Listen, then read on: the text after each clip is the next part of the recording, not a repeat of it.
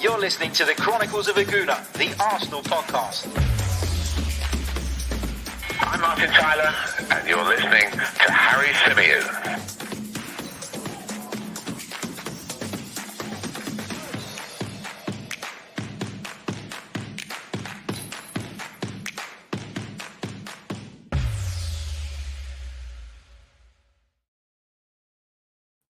Hello and welcome back to the Chronicles of a Gooner, the Arsenal podcast brought to you by the 90 Min Football Network. As ever, I'm your host, Harry Symeou, and on this edition, we are continuing our Arsenal player review series. And the subject of this particular episode is our skipper, is our captain, is our talisman, and our first choice centre forward, Pierre-Emerick Aubameyang. We're going to be getting into the debate around Aubameyang. Does he bring enough to the team in general? Is he the man to fire Arsenal back into the European places? Is he still the man who should be tasked with leading our attack? We're going to get into all of that. Going to talk about some of the reasons why I feel he's maybe not necessarily been, at the level that we all know he can be at over the last kind of 18 months or so. We know there have been some issues off the field that have obviously contributed to that, and we'll touch on those. But I think there's a lot that needs to be resolved tactically when it comes to Pierre-Emerick Aubameyang. So we're going to dive into all of that during this edition of the show. As always, though, I want to hear from you guys in the live chat box. So make sure that you make your feelings known, get your comments in, get your questions in. And if you're watching this back later on YouTube, feel free to let us know what you think in the comment section below after the live stream.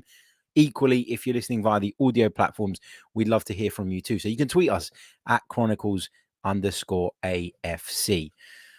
Bloody hell, it's cold this morning. It is bloody freezing. I've come down to the studio. Obviously, I hadn't put the heating on prior to arriving here, and I've had to wrap up like a bloody Eskimo to get through this podcast. Winter is really just around the corner here in London, and I guess traveling to those games now is going to be a lot more difficult, a lot more of a pain in the backside when you got to wrap up. You know what? The Arsene Wenger coat is going to have to come out, I think.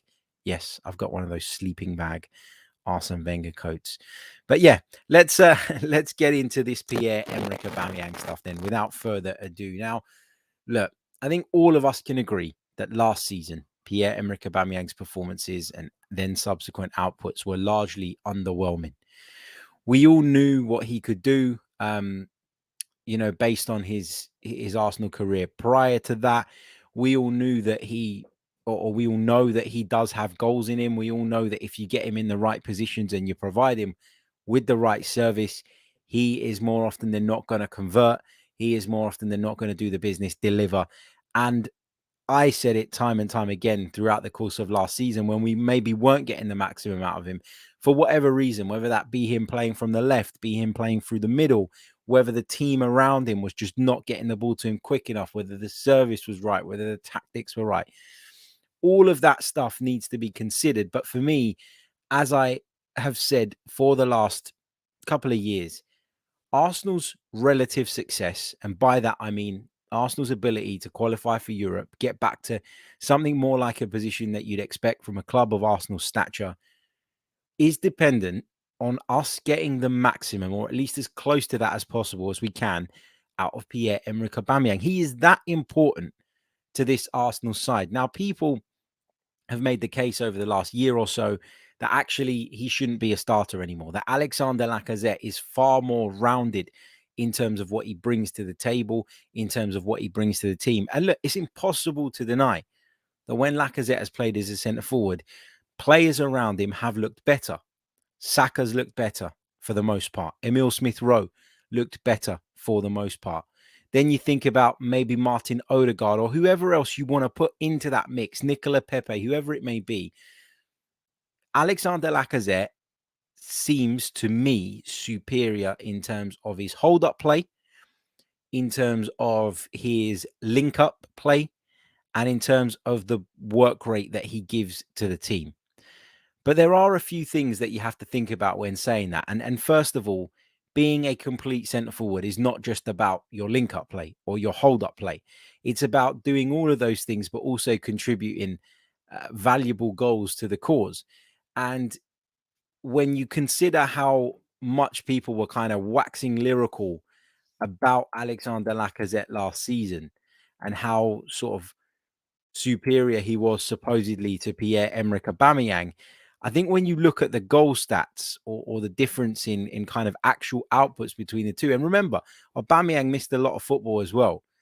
I think you'll be quite surprised by, I guess, by how little difference there was in terms of those outputs. And I'll just bring it up now to kind of just to show you guys on the screen so you can see exactly what I'm talking about, because we all came out of last season talking about how poor Pierre-Emerick Aubameyang was, yet how good Alexander Lacazette was. And actually, when you compare the two, you'll see there isn't all that much difference between what they actually kind of delivered when it comes to goals and assists and direct outputs. And you can see it here.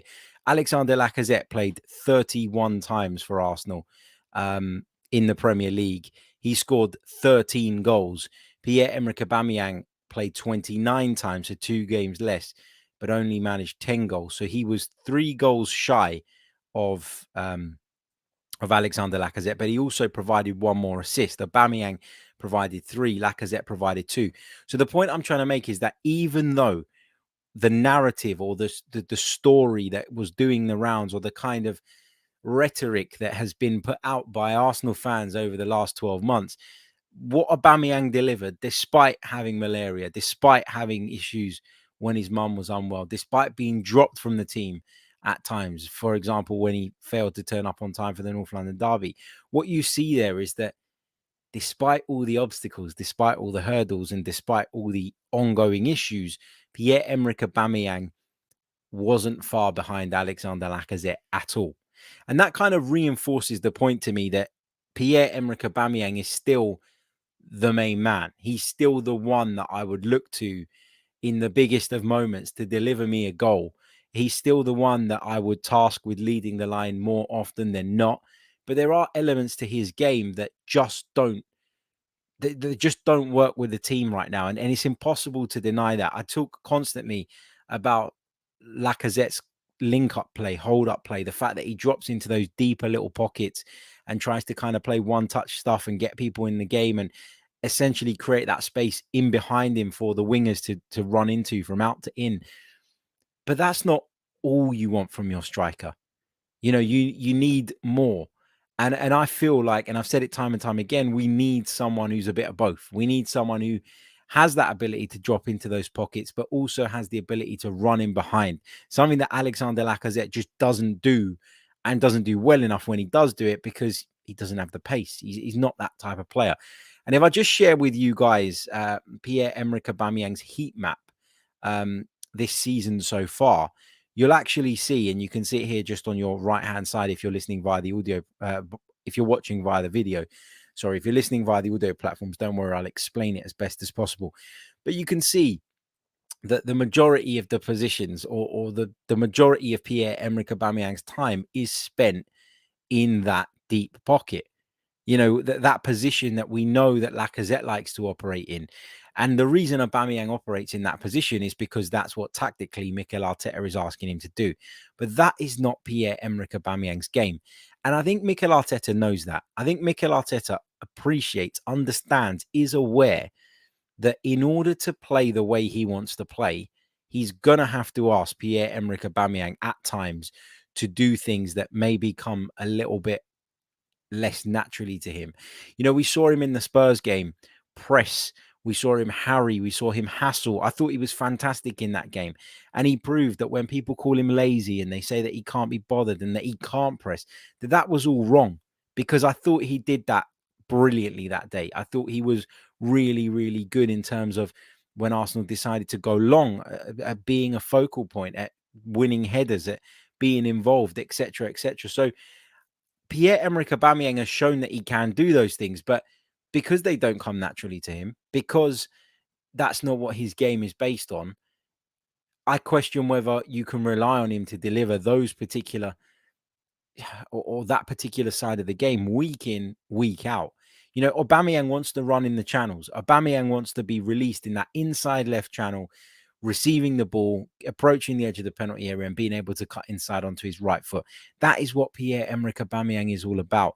And the way we play, particularly when we face a low block, means that he has to do this different role. He has to drop into those pockets. He has to vacate spaces and try, hopefully, bring centre halves with him to create room in behind for others to exploit.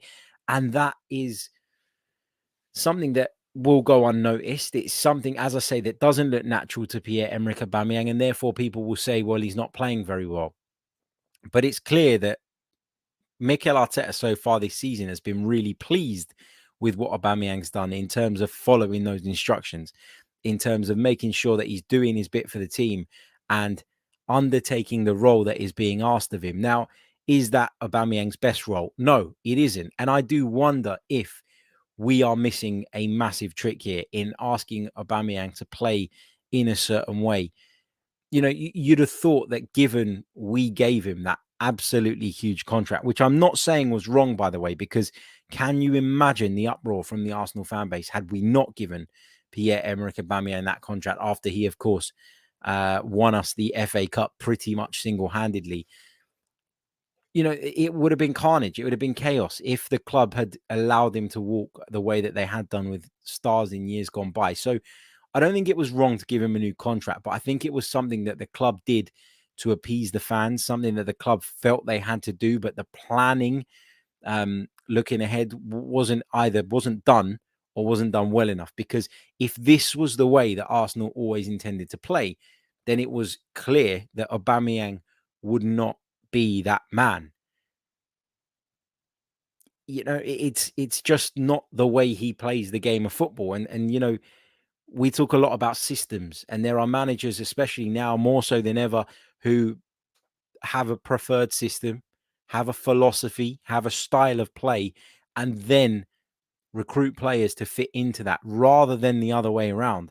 And I don't know if we always intended to play this way, or if Mikel Arteta has stumbled across it with regards to the centre forward in terms of the role that he wants. But, you know, this is a player who has bags and bags of ability and will be a key cog for us this season. Someone who our success is largely dependent on. But there is this tiny part of me, there's this voice in the back of my head nagging away at me every time I watch Aubameyang play, saying, yes, he will still score goals because he's Pierre-Emerick Aubameyang, and that's what he's done throughout his career. But are we not, or are we failing to get the maximum out of him? And I think the answer to that, if you really look deep down, has to be yes. The striker situation is a complex one at Arsenal, and I do truly believe it's the next area Arsenal will look to address in this rebuild. I do believe that it's the next part of the process, you know, looking at a centre forward who comes in and ticks all those boxes, who maybe fits the system a little bit better than Pierre-Emerick Aubameyang does, with a view to the future, because, of course, Aubameyang's 32. He's not getting any younger. Once he gets this season under his belt, he'll only have another year left on his Arsenal contract. You've got Alexander Lacazette, who will walk away for free, it seems, at the end of this season. You've got Eddie Nketiah, who's also in the same boat. Following Balogun just isn't ready yet, just isn't there yet. And so the striker situation feels like one that needs addressing. I feel as though Arsenal kicked the can down the road on this because of Aubameyang's presence, because of Lacazette's presence, because they are of a certain standard that probably made the manager and the club feel as though they could, or they should, prioritize other areas first. But it is an issue and it is a problem, because I believe that not having the right type of striker has led to us looking a bit blunt in attack at times, because we don't have the attributes that our centre forward would, or you know, we don't have the attributes in our centre forward that would complement this system, complement the players around him at all times. So I don't blame Aubameyang for it. I just don't think he's perfectly suited. I still think he's better than Lacazette. I still think he's the one that you start week in, week out, and the one that you can trust over the course of the season to deliver more. I still think that, you know, Balogun isn't ready. I was never a massive fan of Eddie Nketiah. So if he leaves, it's kind of like, for me, well, meh, like, you know, it is what it is. But I do think, as I say, this is the next step in the rebuild. The next step is to go out and get a centre forward that ticks more of those boxes, that fits into the wider plan and the longer term plan. And I think until we do that, we're gonna see this. We're gonna see chopping and changing, or at least we're gonna want to see chopping and changing between Aubameyang and Lacazette, based on the opponent, based on what we're facing, whether that be a low block. If teams are going to push up high lines against us, then of course you want Pierre-Emerick Aubameyang and his blistering pace all day of the week. But when people come, especially to the Emirates, and sit with those low blocks, then for me, you're looking at a different need and a different option. And Lacazette feels more like that option, although again, he's not a perfect fit either. So, I keep coming back to it. The fact is that we are trying to put square pegs in round holes. And I know that when you're talking about Aubameyang, there will be people out there, and I can see a couple in the chat saying that, he needs to adapt. He needs to change his game. He needs to learn his game. Very difficult to do that at 32 years old. It's very, very difficult for somebody to change their habits that they've been in for years and years and years. And, it's not easy. It's easier said than done. And I just feel like there are plenty of strikers in the world that have certain attributes, and those attributes kind of make up their identity as a player. And sometimes they will find themselves in situations, in teams, in systems where their identity just isn't quite right for the job, isn't quite the perfect fit. And it's part of football. You can think over the years of many a player who were target men, players who ran in behind, who were pace merchants, players who were foxes in the box, or whatever you want to call them. There's different types of strikers. And I just feel like right now, we've got two very good strikers in Aubameyang and Lacazette, two very expensive strikers in Aubameyang and Lacazette. Unfortunately, though, neither of them are the perfect fit for what it is we're trying to do on the pitch. And that is a problem, obviously, and something that will, I believe, be rectified in time, but wasn't obviously seen as a major priority. Right. Let's take some of your questions, some of your thoughts on this subject. If you've got a question, pop a Q in at the beginning so that I can pick it out from the comments a little bit easier. But fill up the chat box, go for it. But I guess, sorry, just to summarize my feelings on this, is Pierre-Emerick Aubameyang the man to lead the Arsenal attack still? Is he the man that's going to fire Arsenal back into Europe? I think he has to be the man, is the answer to that, because he is still, in my opinion, superior to Alexander Lacazette in a lot of ways. In some ways, Lacazette is the better player.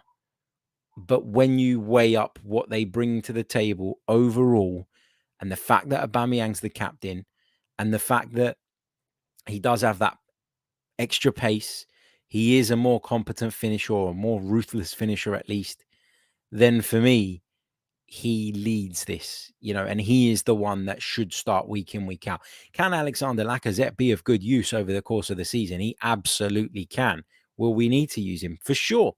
100%. There will be games that suit Alexander Lacazette. There will be moments in games where Lacazette has to come off the bench and impact them.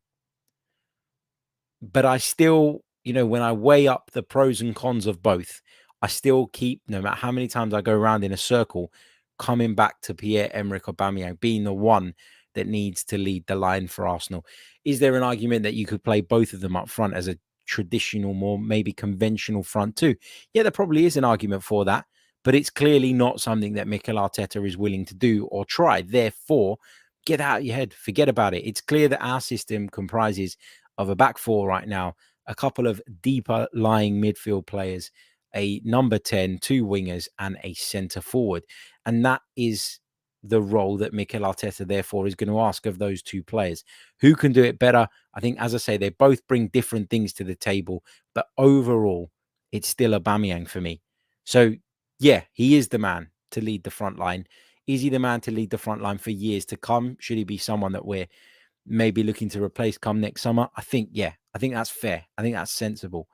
But at this moment in time, I think he has to be the one, and we just have to kind of hope and pray that he does put in more performances like the one he did against Spurs. I know a lot of people criticized him against Brighton, and look, he wasn't very good against Brighton. The ball was being passed into him and it wasn't sticking. His touch was poor. It was sluggish. And sometimes players just have days like that. You got to accept it. But we can't afford for our talisman and captain and leader to have too many of those days if we're to achieve what it is that Arsenal need to achieve this season. All right, let's take some of your comments. What else have we got? Abdullah says, why should he adapt when we can use him and his strength to our advantage? Steve says, I fully understand the fans' frustrations with Mikel Arteta not getting the best out of certain players, but it would be nice for said certain players to broaden their horizons and play out of their comfort zone. I agree, Steve. I agree with the theory behind that, but I don't think Aubameyang struggling to adapt is necessarily for a lack of trying, because I think that he has shown in certain fixtures, especially that Spurs fixture. And look, I know you don't need anything extra to get you up for a North London derby. That should be a given. But I do think he displayed elements of his game that we probably thought were lacking. You know, the fact that he was pressing so aggressively was a breath of fresh air. But that press goes unnoticed and is ineffective unless the people around you also engage in it. I always say this, you need to press as a team, press as a unit. And we did that brilliantly against Spurs. And Aubameyang really set the tone for that. He was better in the air in terms of giving the centre-half something to worry about when Arsenal did opt to go long via Aaron Ramsdale. And when he got the ball in the channels that he likes to receive it in, which is slightly to the left of centre, I thought he did damage and I thought he used the ball really, really well. So we saw all the things that Pierre-Emerick Aubameyang can bring to the table that day. But when they're things that don't come naturally to you, I think you will see ups and downs. And I think, as I said earlier on, it is very, very difficult for somebody who's been playing football for so many years to kind of change their habits. Habits are habits for a reason, and you can't always shake them off and adapt them and change them and make them better than you want them to be, etc., etc. So that's where I am on that. But I get it. He has got to adapt better than he has so far, but there's no reason why he can't do that. John says Arteta and this team need a central forward that is more suited to the style of play. For me, Auba has to go. Abdullah says, we see how well he plays with Lacazette on the pitch. We're setting him up for a failure and complain about his efforts.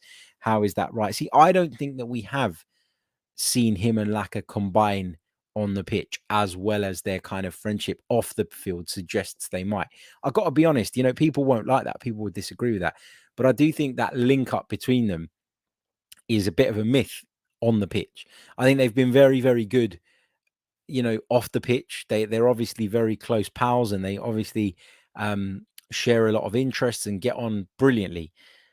But there's been times where I've looked at them to combine and looked at them to kind of help get us out of a hole when Auba has played from the left and Lacazette has played through the middle. And I just don't think they delivered as a duo, as a pair, often enough. That's not to say they never did, but it wasn't frequent enough for me. So I actually have a different view on that, Abdullah. I think that it's a bit of a myth that they are this incredible combination on the pitch.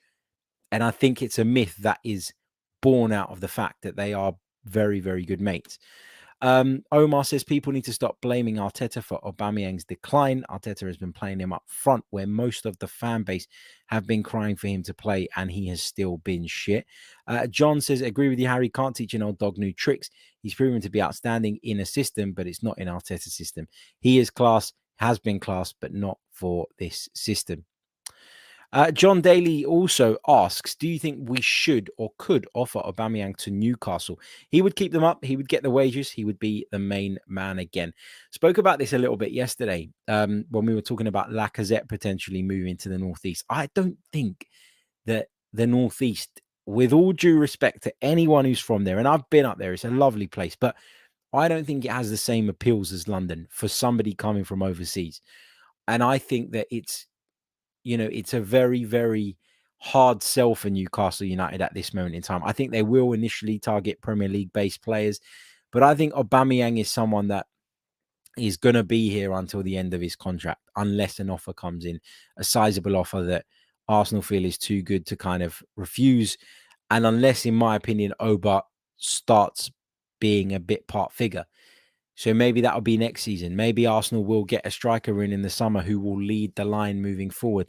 and that will lead to eventually Auba moving on. But I don't see it happening this time around. And I'm not sure that Newcastle would appeal to him, if I'm being completely honest. This is a problem for Newcastle, right? Because we talk about all the money they've got and what they're hoping to do, but they're still going to have issues attracting players because they're in a relegation battle at the moment. And to kind of sell somebody that you're going to sell the project and sell to somebody the fact that you expect to be at the top of the Premier League, you know, in a very short space of time when you're currently staring up from the bottom three, I think is a really hard sell. You know, and there are lots of teams with money now. You know, it's not easy for them to just kind of walk into the transfer market and bully people into joining them. You know, you'll be looking at, if you were a top player in Europe now, Man City could offer you big bucks, so could Chelsea, so could United, Arsenal, and Liverpool have been known to break the bank on certain players as well. You know, Tottenham are probably in that bracket as well. Everton are a very wealthy football club. Leicester City have not shied away from spending money. So I don't think it's as easy to do as it was when Chelsea did it, for example, in 2004. So I think for Newcastle, it's going to be a lot tougher to get to that point as quickly as Chelsea did. But Aubameyang to Newcastle, I just don't see it, mate. I've got to be honest. Alfred says, is our problem creating chances or finishing them? I think it's a bit of both. I think it would be disingenuous of me to say it was one or the other, because I think there is an issue with both. But I do think last season a lot was made of our lack of creativity. And actually, there were numerous games where if we were more clinical, if we did take those opportunities when they came along, and that's what top strikers do, right? They take what little opportunities come their way, then we could have been in a much better position. So I think it's fair to say that we don't create enough chances, but it's also unfair to say that that's the only reason that we didn't finish where we wanted to finish, and you know, and to kind of dismiss or ignore the chances that were missed last season, because there was bloody a lot of them.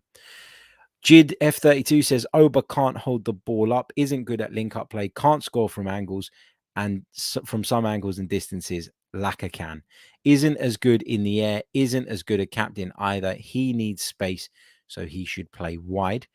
Jonathan says some people seem keen on the idea of us going for Osimhen, but I think his style is quite similar to Auba. Do you agree?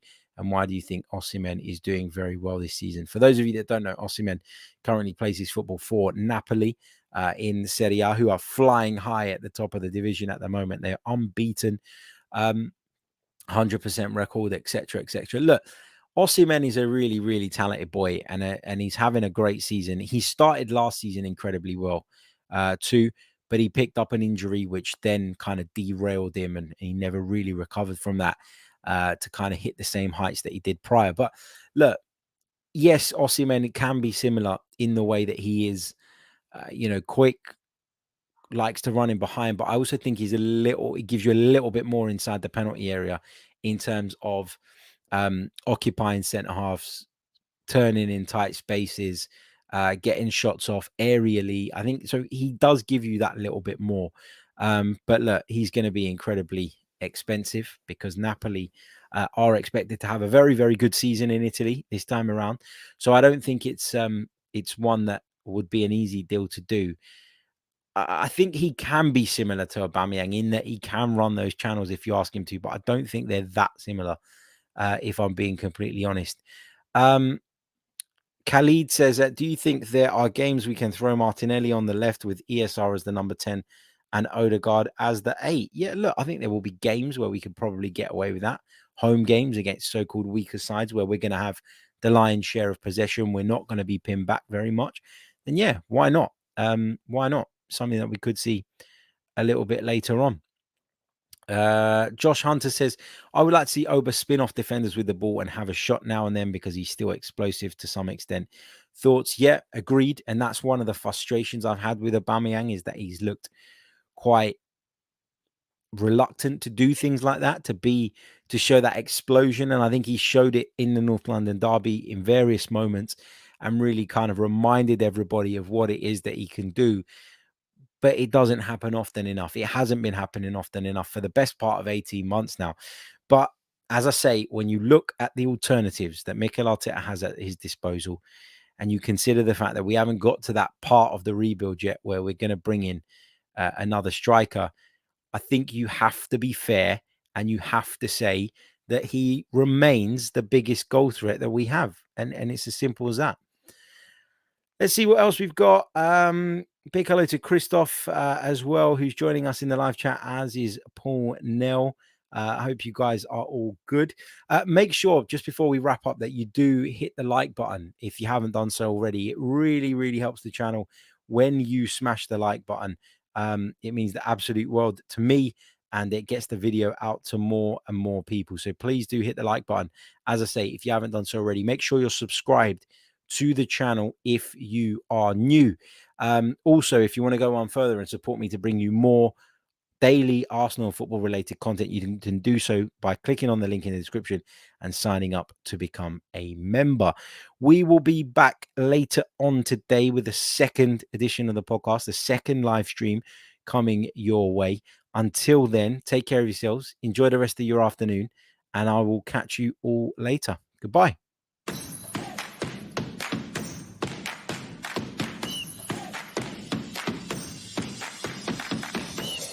You're listening to the Chronicles of a Gooner, the Arsenal podcast. I'm Martin Tyler, and you're listening to Harry Symeou.